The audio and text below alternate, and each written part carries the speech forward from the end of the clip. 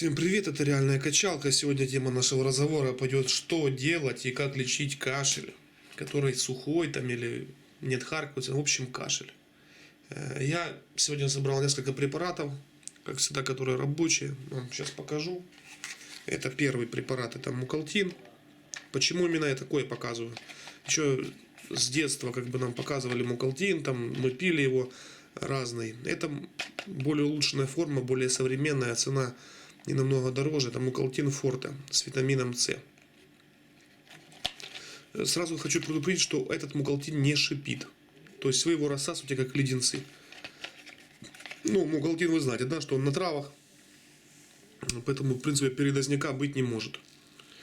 Все, пьем 3-5 раз в день по 1-2 таблетки. Такая штука. Мукалтин, название соответствует, то есть реально это муколистическое действие. Поэтому должно работать нормально. Это первое. Второе. Пульма Бриз. Порошок в виде таких вот паков. Здесь он именно для таких вещей, которые я говорил, то есть сухой затяжной кашель.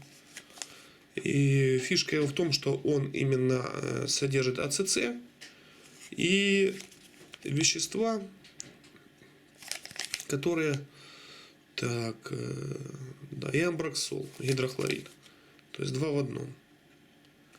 Пьется 3 раза в день. По-моему, перед едой, насколько я знаю. Так оно выглядит. Видите, да?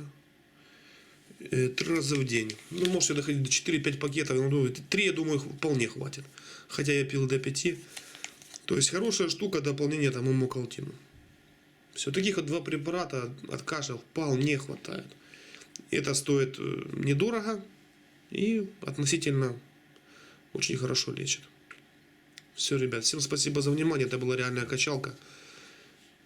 Спасибо, подписывайтесь на наш канал, ставьте лайки и комментируйте. Не болейте, самое главное, не болейте.